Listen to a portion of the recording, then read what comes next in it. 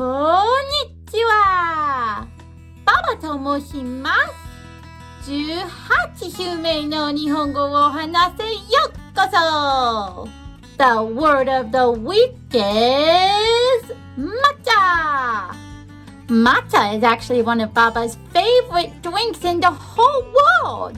And what matcha is a very special green tea that comes from Japan. And actually, the meaning of the word matcha is pretty obvious. Ma means ground and cha means tea.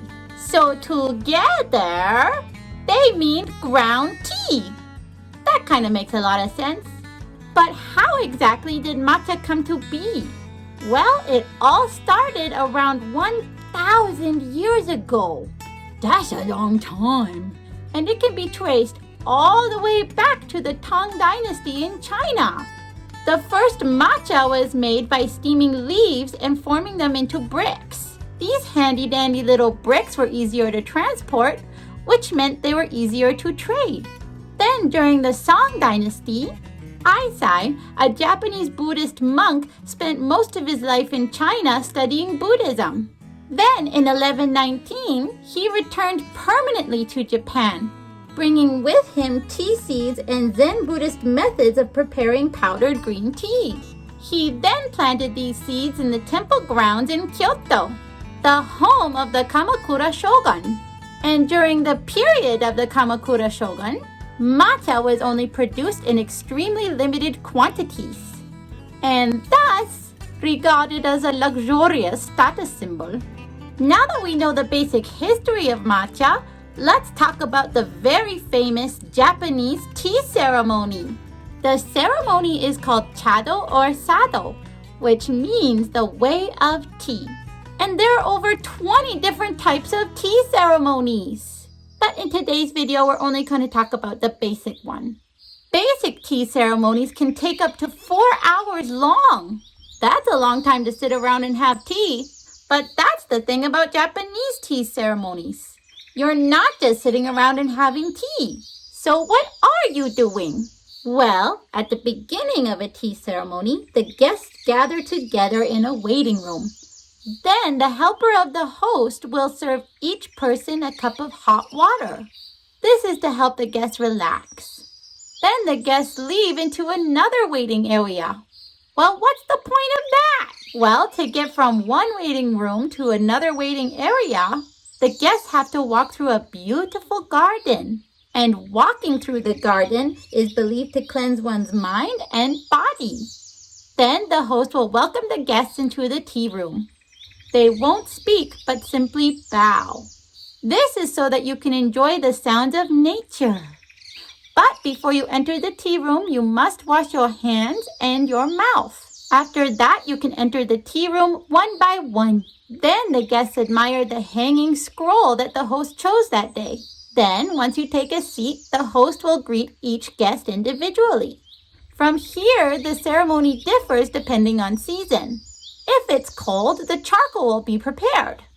If it's warm, the kaiseki, or cold meal, will be served. And once the meal is served, the main sweet will be served.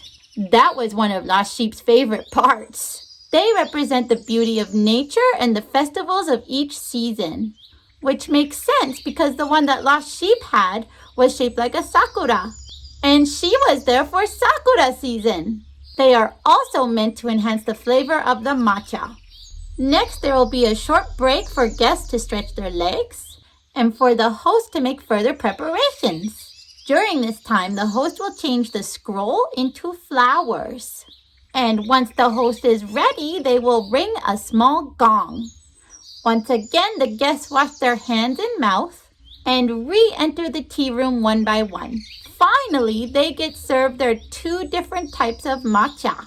The first is koicha, which means thick tea, and the second is usacha, which is thin tea. It's pretty self-explanatory. And there will be a second sweet served between the koicha and usacha. And finally, once the guests have had their tea, they bow to the host again and quietly leave. And that's a Japanese tea ceremony, which leaves only one more thing left to do in this video. Any guesses what that is? That's right, we're gonna make some of our own matcha.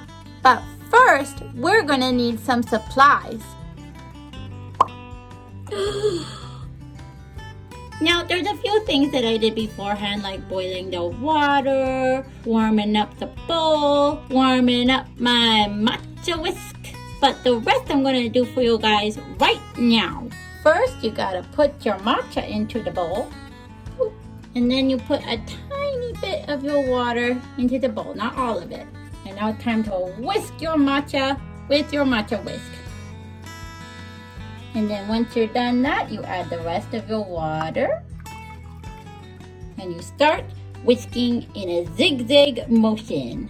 And you continue doing this until you start seeing foamy bubbles. And once you have that, it's time to put it into your cup. And it's time to drink it. And that's matcha. Squamdiddlyumptious. If you enjoyed today's video, make sure to like and subscribe. And don't forget to check out my other social medias on TikTok and Instagram under LostSheep1313. And don't forget, Baba loves you. And matcha.